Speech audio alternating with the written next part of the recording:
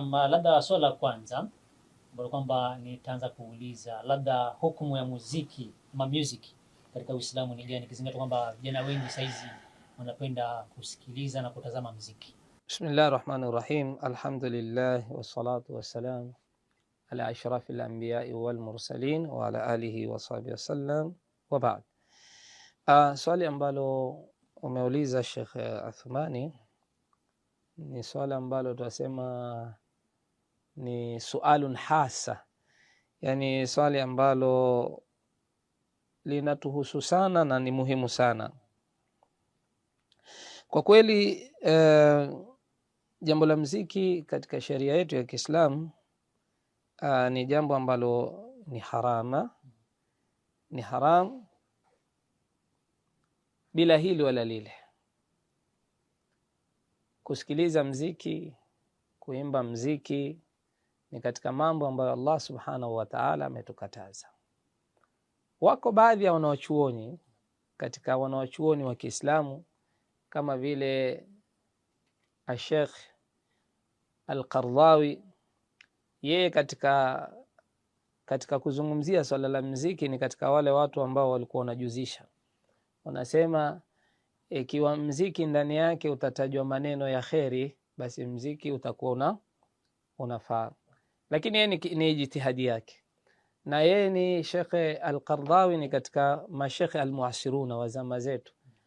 Lakini al-qudam, mashekhe waliotangulia wote, al-ulama kulluhum ahlu sunna wal jamaa ittafaqu ala anna al-muziqa haram, wamekubaliana kwamba muziki ni haram.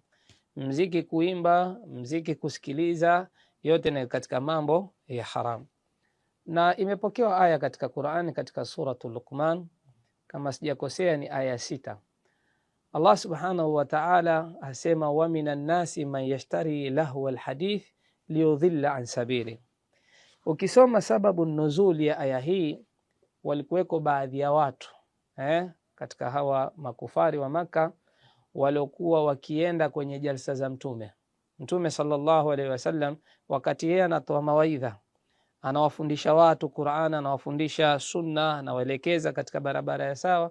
Sasa kulikuwa na watu na wao walikuwa wakiandaa ala zao za kimziki kwa lengo la kuwatoa watu kule kumsikiza Mtume sallallahu alaihi wasallam, kuja kufanya mambo yao, yani waache kumsikiza Mtume waje wafate mziki. Sasa Ibn Abbas radhiallahu ta'ala anhu, ambaye yeye ni mmoja katika masahaba wa Mtume na ni katika wanawachuoni wa kisahaba, wakati wakitafsiri aya hii wa minan nasi man yashtari lahu alhadithi, walikuwa na tafsiri ya kwamba ni alatul muzikia, ni vile vyombo vyote vya muziki. Tukisema vyombo vya muziki, kuanzia magita, mapiano, zile tubul, zile ngoma, zote zinaingia katika kategori ya music. Kwa hivyo jawabu ambalo tutalifanyia ikhtisar kwa ufupi ni kwamba muziki ni katika mambo ambayo ni haram. Wallahu a'lam. Hii ni An-Nisaa TV.